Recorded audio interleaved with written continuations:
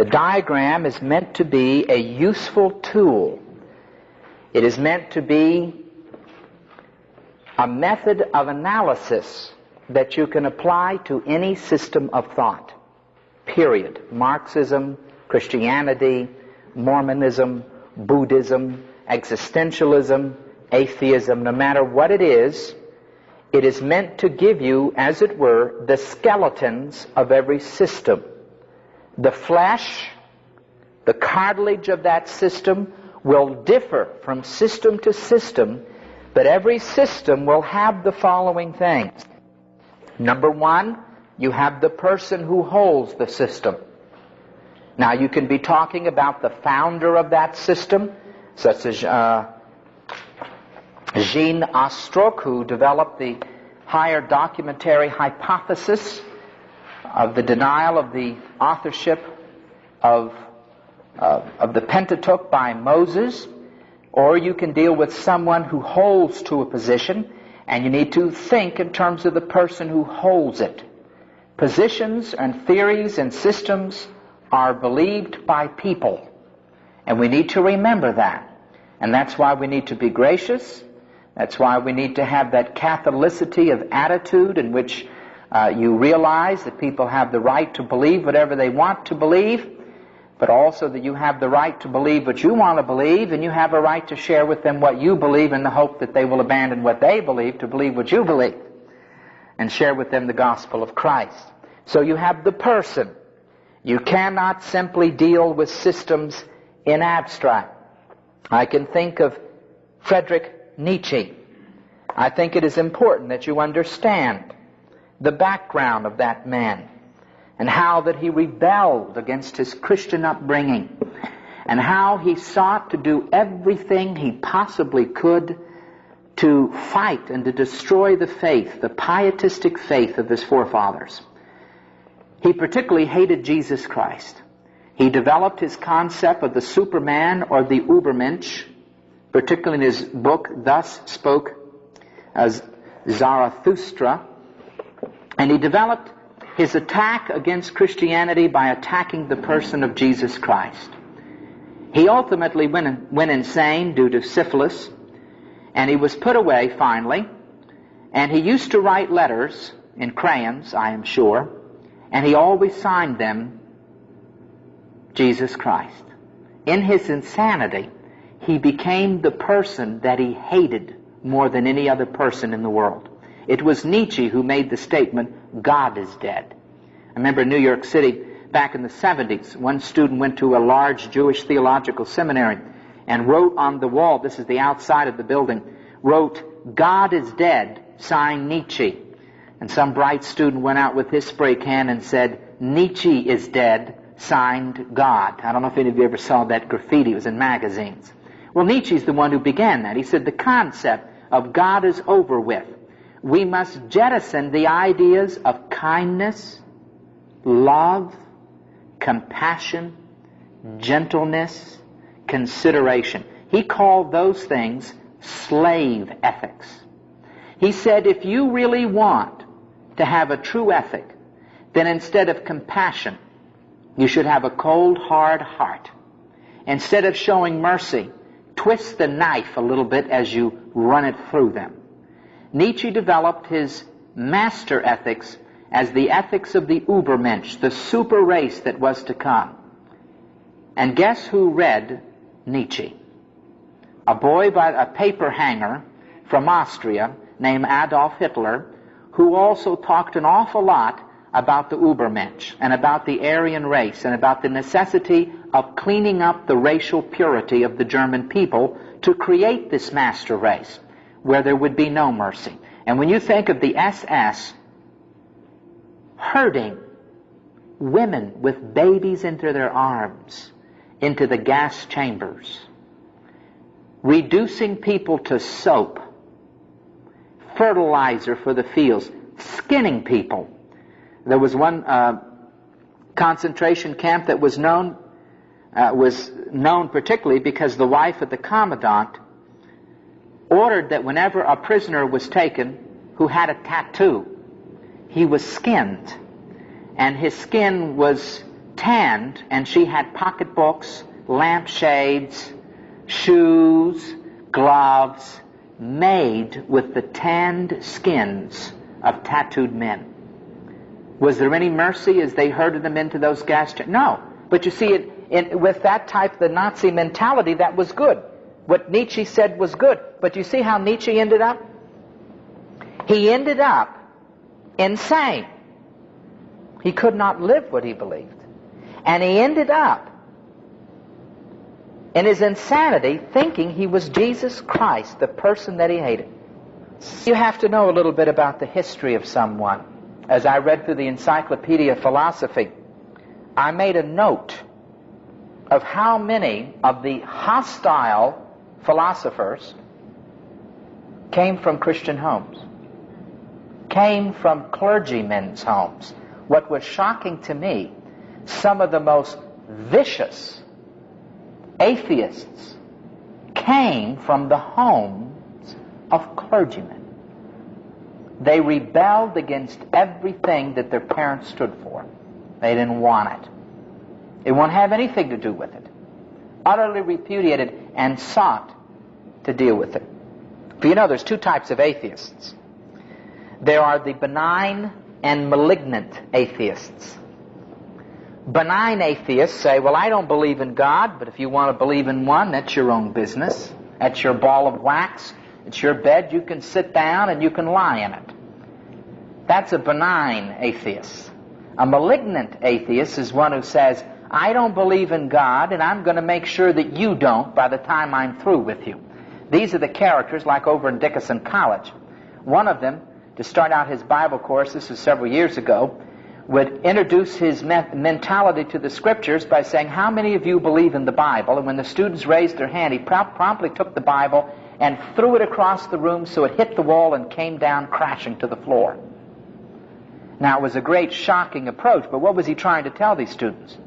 By the time I'm through with you, that's what you'll do with the Bible too. Now, that guy probably came from a Christian home. That guy probably had a religious upbringing, and no doubt he got into immorality, or he got into something which his conscience bothered him, and because of it, he has a vendetta against God. Vicious. He's malignant. The benign atheists, well, I can handle them. The malignant ones are a little difficult to handle because they're not interested in reason, they're not interested in anything, because they have an axe to grind. And they want to make sure that every Christian gets their head chopped off. So you've got to understand something about the person. Find out a little bit about their history. You want to know why someone believes what they believe? Talk with them for a while. Some people believe what they believe because they picked it up from their parents and they never really cared to even think about it. Too many people pick up their religion like dogs pick up fleas. This is why I do thank God that I had no religious upbringing, that I did not have to endure innumerable stories of Joseph's coat of many colors, as I've heard people complain to me that they've heard it ad nauseum. Well, you see, you've got to understand the person. Secondly, you've got to understand that this person believes in certain first principles, certain assumptions, certain things which they assume to be true, which they have never proven to themselves, or which they have examined and thus have chosen consciously as their first principles. So everybody has presuppositions. They presuppose. They assume certain things to be true. Most people never think about their presuppositions. In philosophy, we say that these people are not epistemologically self-conscious. It's a lot of big words. What it means, this person has never sat down and reflected on the most basic foundational assumptions they have. Well, these people have faith in these presuppositions. It can be a naive faith. They just assume it to be true because that's the way they were taught. Or it can be a leap in the dark, much like the existentialists, like Kierkegaard. And he says, well, I leap into the arms of nothing. As I mentioned, for some reason, he felt comforted because he capitalized the word the letter N in the word nothing. For some reason that meant something to it. Nothing is nothing. I don't care if you capitalize it or not. But it was a leap into the dark, you see. And a lot of modern theologians say Christianity is a leap in the dark. You've just got to accept it blindly. Open up your mouth. Just believe it. Take it in. Or there are those who have come to Christianity by other roads. Or those who have taken their faith by other roads. They have sought to pick their assumptions and to sit down and sift through their presuppositions, throwing out this one, that one, or the other, and keeping this, that one, or the other, or adopting new ones. So when you're dealing with the system, you have to ask, what is this man assuming to be true? For example, in the back of your textbook, I met a professor one time who said, well, the resurrection of Jesus Christ was impossible. I said, well, that's not really what you're saying. He said, well, that's what I'm saying. I said, no, what you're saying is that you are assuming that it is true that we are living in a closed system ordered by natural law, and that miracles are impossible because you define a miracle as a violation of natural law. He said, well, I do. I said, you have to prove that before you can prove that Christ did not rise from the dead. He said, oh. He said, well, I don't have to prove that. That is truth. That is fact. I said, no, you're assuming it to be true. What you need to do, here is the concept you just gave me. Christ could not have been raised from the dead. Underneath that, you have a presupposition. Your concept arose from that. So I'm not going to deal with this, I'm going to deal with this. And I'm going to throw quantum mechanics your way. We're going to have a little chat about Heisenberg's principle of uncertainty. And you're going to find that we no longer can view that we live in a closed universe ordered by natural law. That world and life view, which originated with Isaac Newton, is dead as a dodo. Einstein was the first one to put the skewer to the heart of that view. It's a mechanistic view of the universe. And quantum mechanics, Reichenbacher and others after Einstein have finished it off.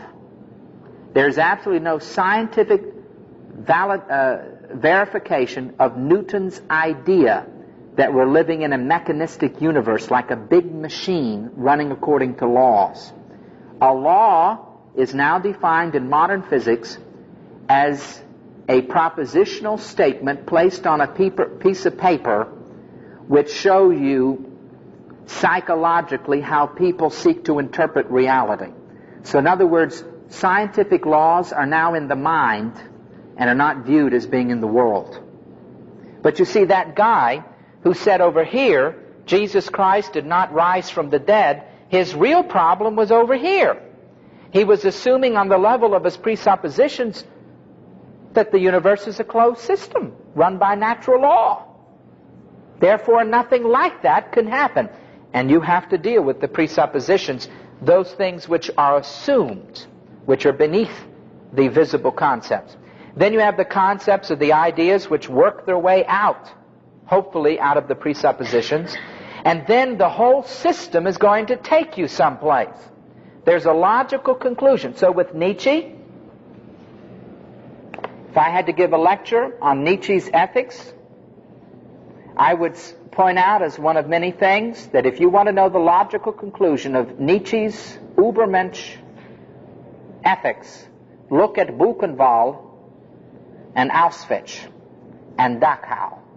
You will see the grand conclusion of Nietzsche's ethics. It led to death and destruction for millions of people.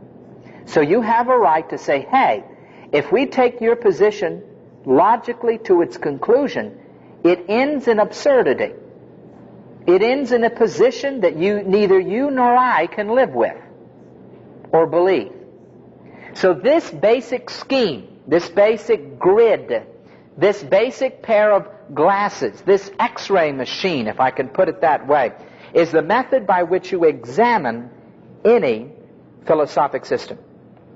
Now, with this diagram in mind, let's begin to examine the problem of how a Christian seeks to win a non-Christian to the Lord Jesus Christ.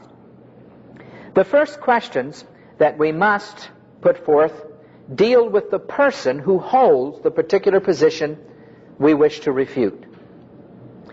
For you see, it is the person who asks the most fundamental and basic questions that a man or woman can ever ask.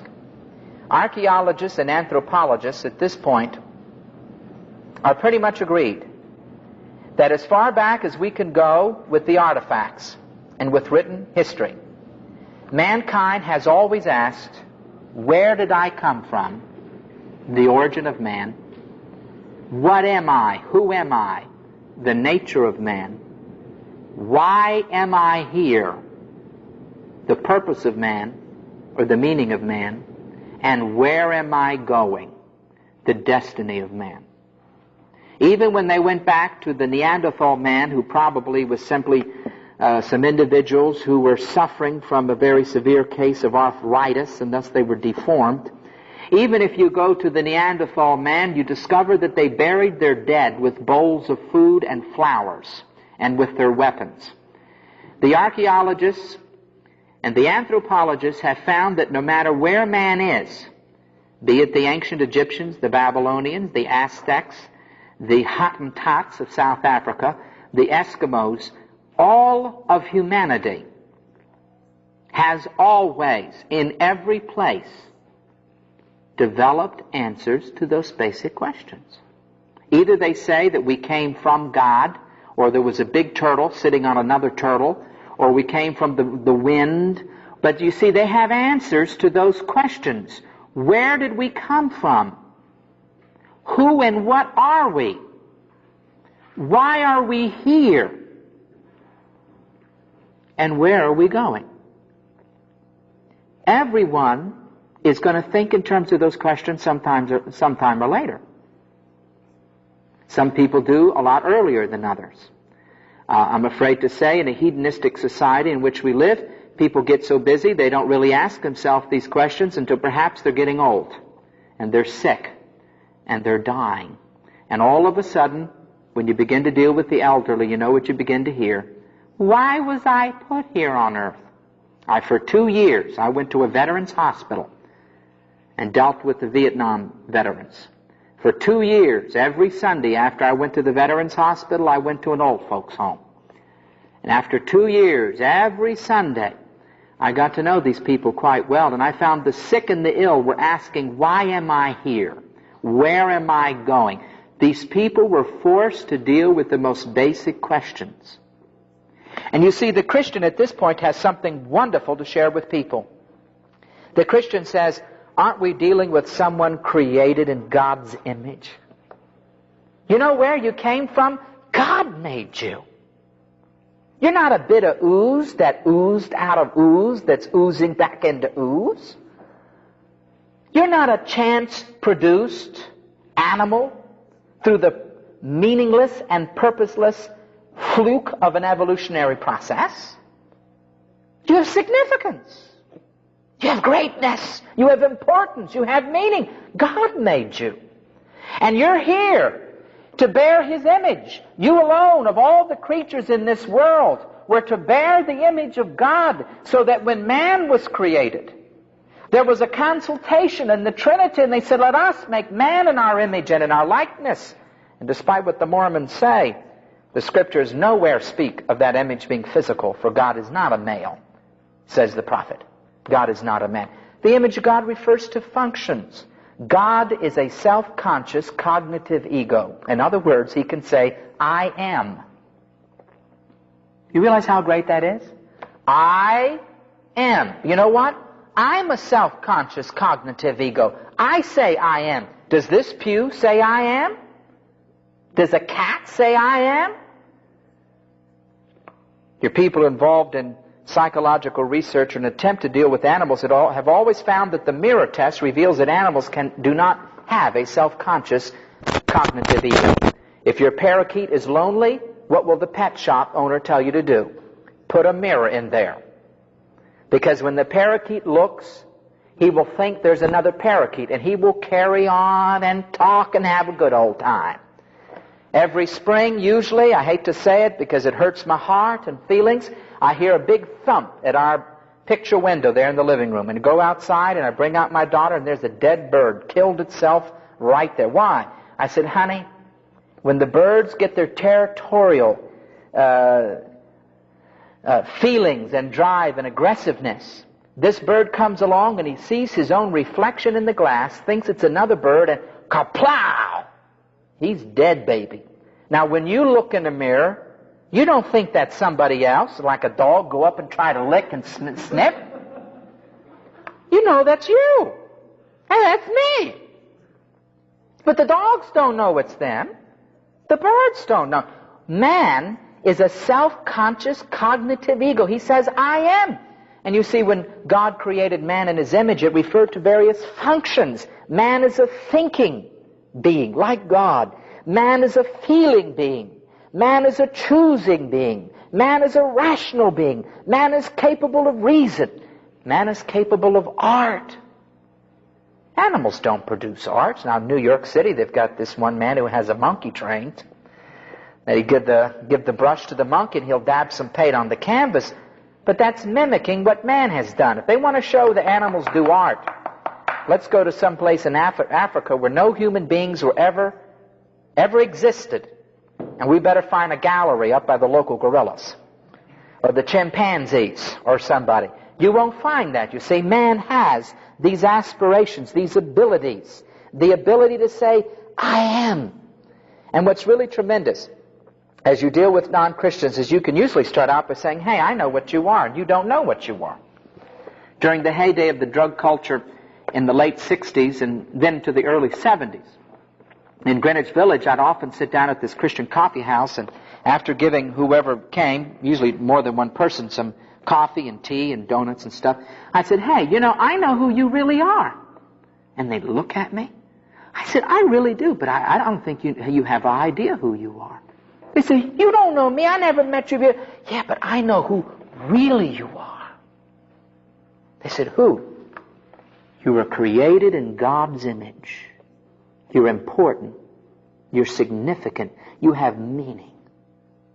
You think you're a fluke of the evolutionary process, kicked up by chance, no meaning, no rhyme, nothing but like a dog.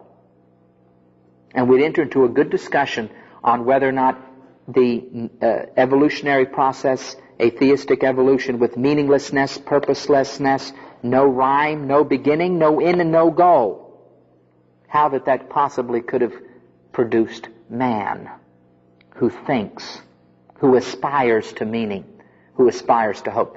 In one debate one time, the guy went on and on about the evolutionary process and how that man was the crowning glory and climax of the process.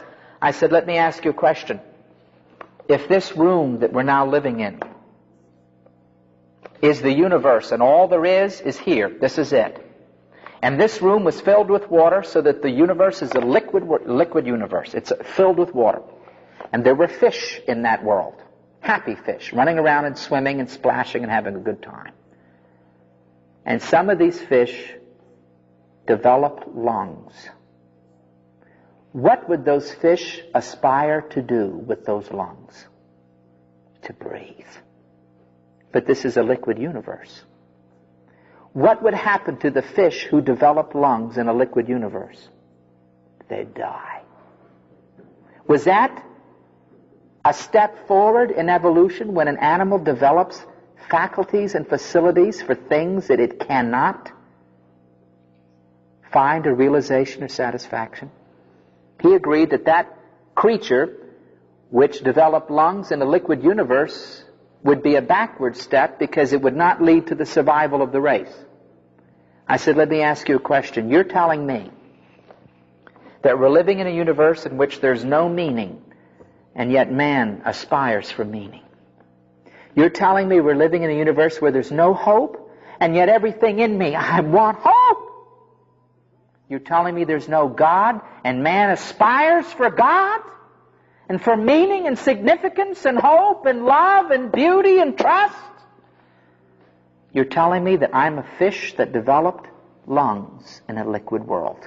And you tell me I'm the climax of the evolutionary process? No thanks. I'd rather go back to the banana tree and have a tail and spend my time scratching my neighbor's head than to have aspirations for things you tell me I cannot have. But you see, the universality, anthropologically speaking, of man's aspirations for beauty, even the primitive cave people did art. It's National Geographic dug up in northern Canada how the earliest Eskimos were taking elephant tusks and carving them. Where does art come from? Is that man's aspiration of beauty? That's why Balfour, one of the great lyricists of our own time, said, listen, humanism can never explain beauty.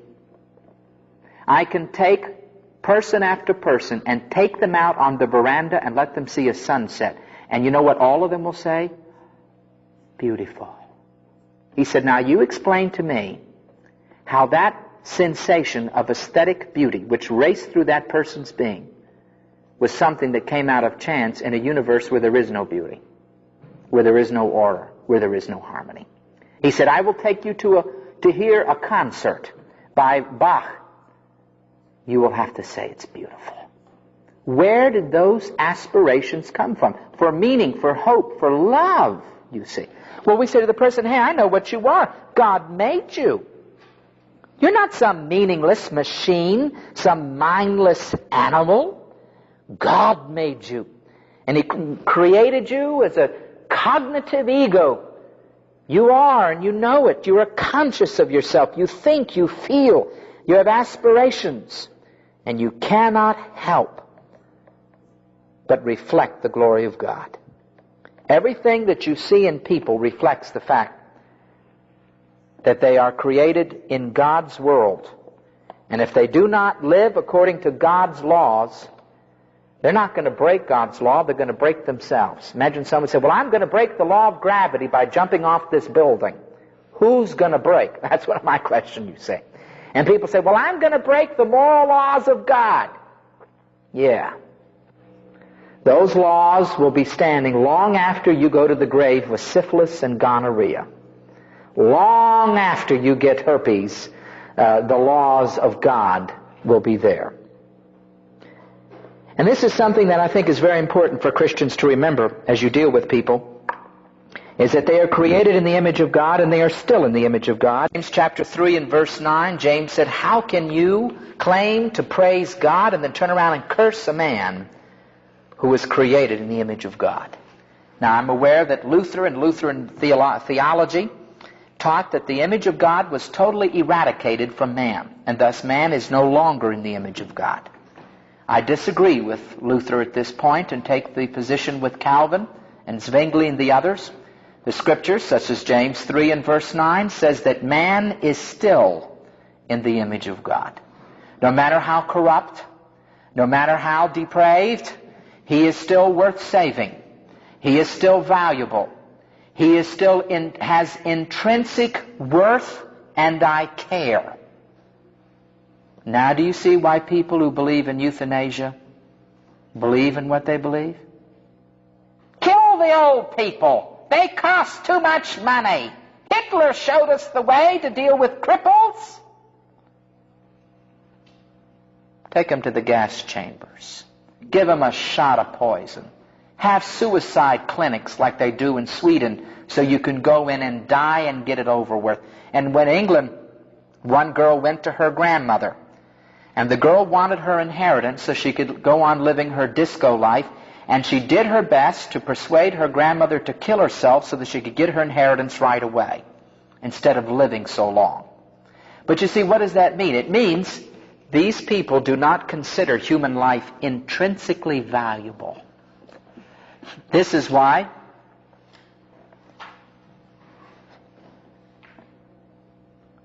the pro-life people are not making much headway. Pro-life, so far as against euthanasia, pro-life is against infanticide or abortion. They're not going to make much headway because they're not dealing with the philosophic presupposition that human life is not intrinsically valuable. You can dispose of babies or of old people like you do tissues. And you see, as long as you don't deal with that issue, you're not really going to deal with the other issues which arise from that. When Skinner wrote his book, Skinner, Harvard professor, Beyond Freedom and Dignity, he laid out the idea of the perfect humanistic society in which you as an individual no longer was viewed as having meaning, hope, significance, or intrinsic worth. You are nothing. You can do nothing. If I use you and in terms of utility or practicality, you are useful for the state, you will be allowed to exist. If you get in the way, you will be not killed, eradicated, released from the bondage of life, or some other nice way of putting it, where you simply follow in the footsteps of Adolf Hitler and take the crippled, the deranged, the sick, the old, and the unwanted, and kill them.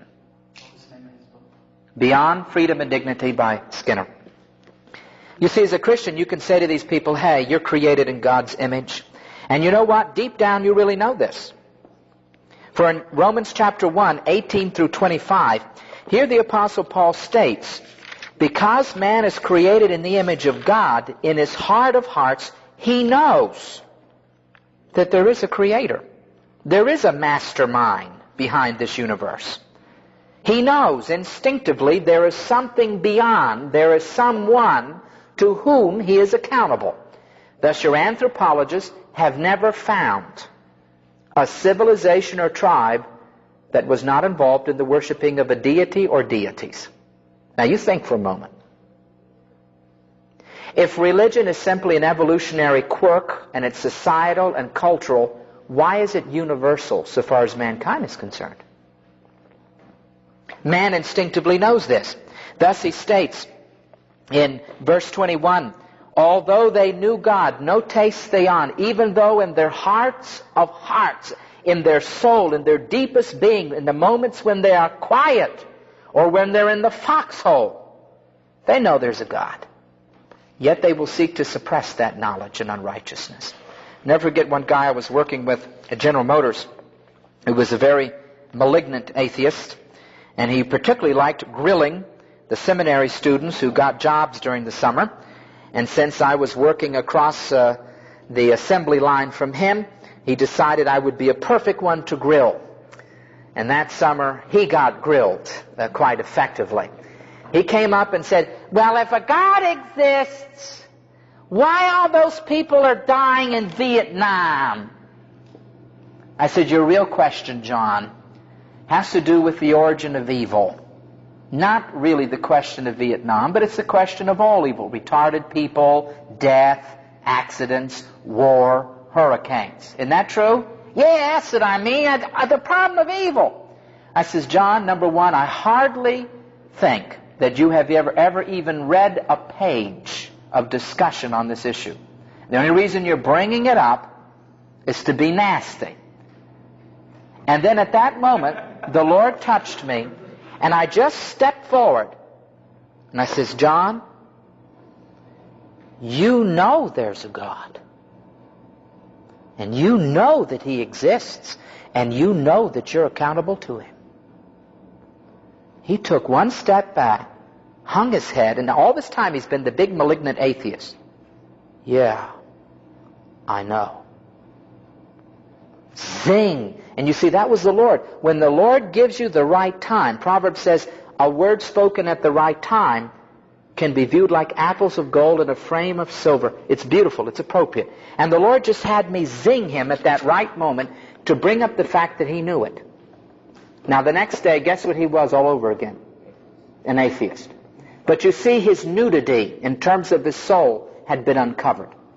There's an account in one of the Christian, Jesus to the Communist World, as these communists were torturing this Christian turned to the head torturer and says, because it was an older man, he says, how can you do this to me when you pray to God when you fought the Germans.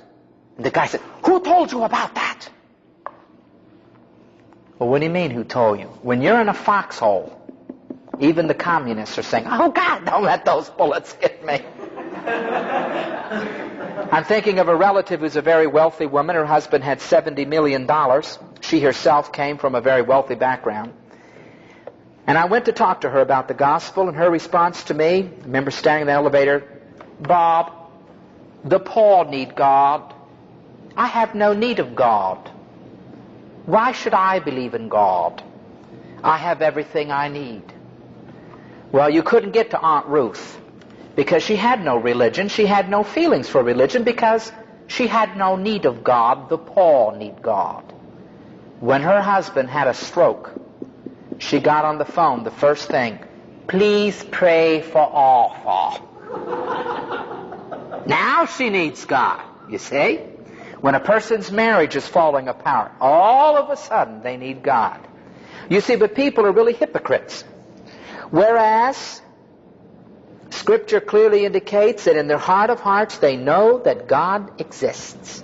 They know it because the creation around them is so self-evident. Look at the stars. Look at even Einstein.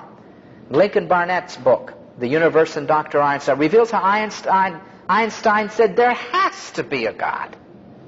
This world is too mathematically precise. This universe, when I do an equation, it works.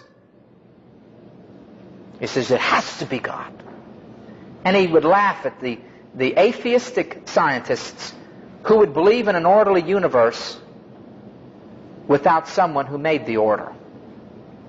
The universe is a great building, but have no architect to be the builder of the universe. Something else that everybody knows, that they are sinful creatures, that they are rebels. Thus it says they know that God exists, and then in chapter 2, 12 through 16, it says they know that they are sinners by their conscience. Now this is something that's very interesting. I have met from time to time people who tell me they do not believe in morality. I'm swift to point out to them that even though they do not believe in morality, they practice morality. And they say, oh no, I don't. I said, now let me ask you a question. You have a daughter, don't you? I'm going to take your daughter and I'm going to rape her. And then I'm going to take a razor blade and slowly slice her to death. He said, you better not. I said, you mean it's wrong? You mean it's morally wrong?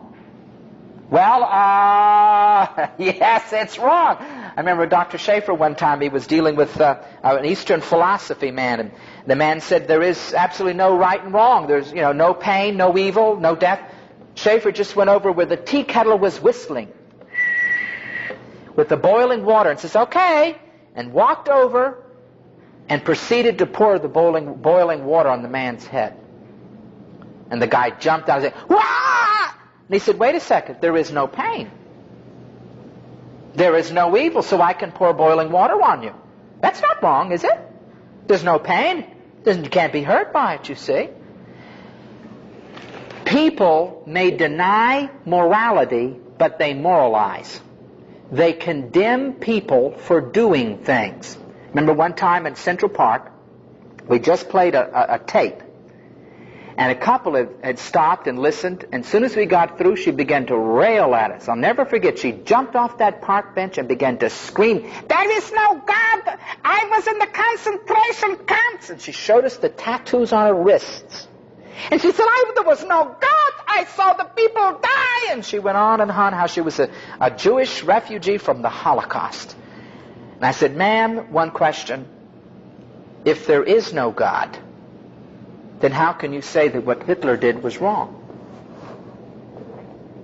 If there is no God, then there is no focal point for your absolutes, your ethical absolutes. In ethical theory, moral absolutes ultimately climb to God, who is the absolute of good, of honesty, of love, of compassion. Your ethics depend upon an infinite reference point. To say that it was wrong for Hitler to kill those Jews, you must believe in God or it wasn't wrong. I said, furthermore, you really think Hitler got away with it? That there's no justice in this universe? She said, well, there's got to be justice for Hitler. I said, well, that's what I mean. You cannot believe in justice without believing in the God of justice. There's a day of judgment, and Hitler's going to get his due. But if there is no God, then he escaped. Blew himself up in that bomb shelter and escaped. She sat there. I said, well, I never thought about it that way before. I saw my edge and just moved right on and says, that's it, ma'am. Without God, you cannot have any morality. Without morality, you cannot make moral judgments against people such as Hitler. The belief that there is no God and that might makes right is what made Hitler do what he did. He felt he was his own God.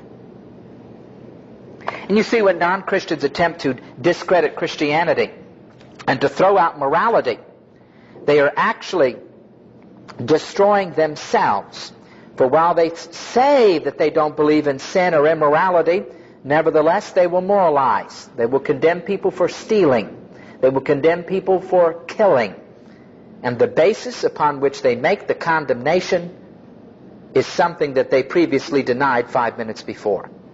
Now, even though all men know in their heart of hearts that God exists and that they're sinners, and again, anthropologists point out that in every single civilization known to man, man has always sought to expiate his sin. Regardless of what tribe or what civilization, man always knew that he had sinned against God.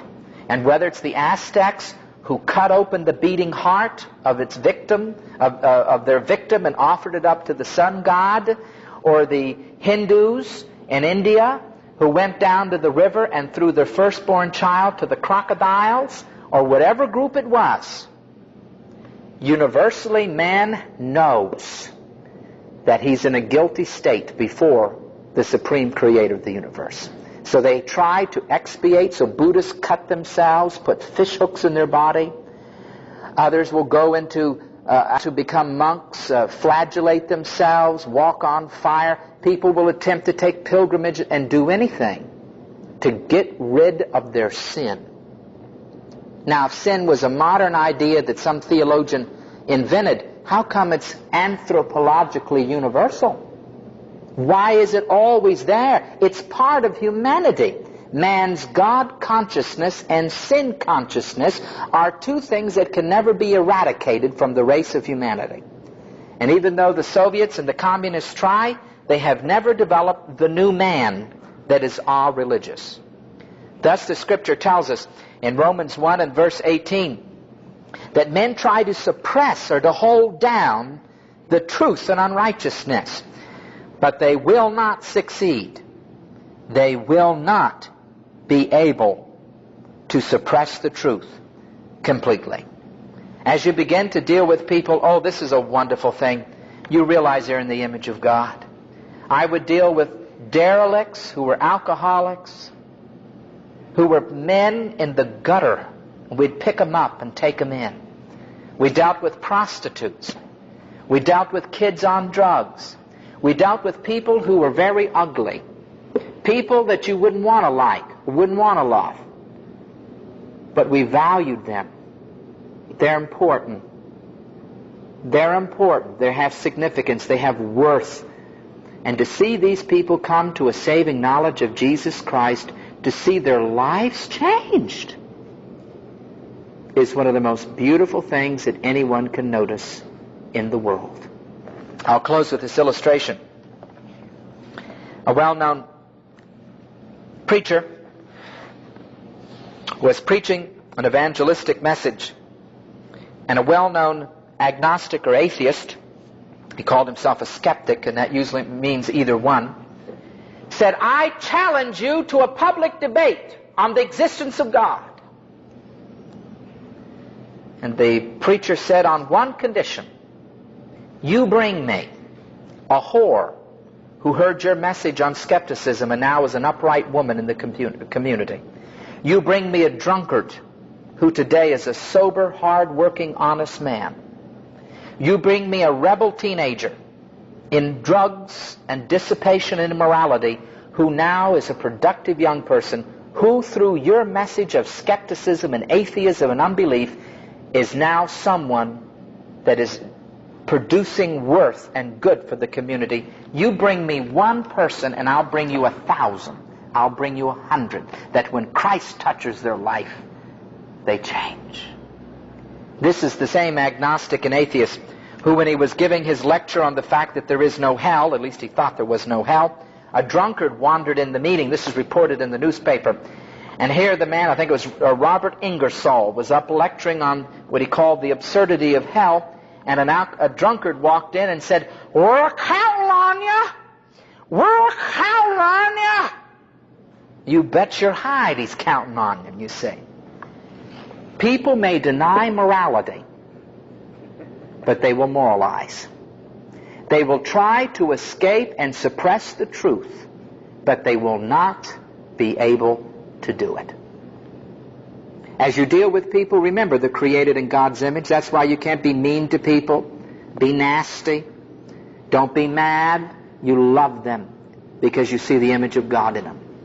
And as you love them, you bring them to a saving knowledge of Christ.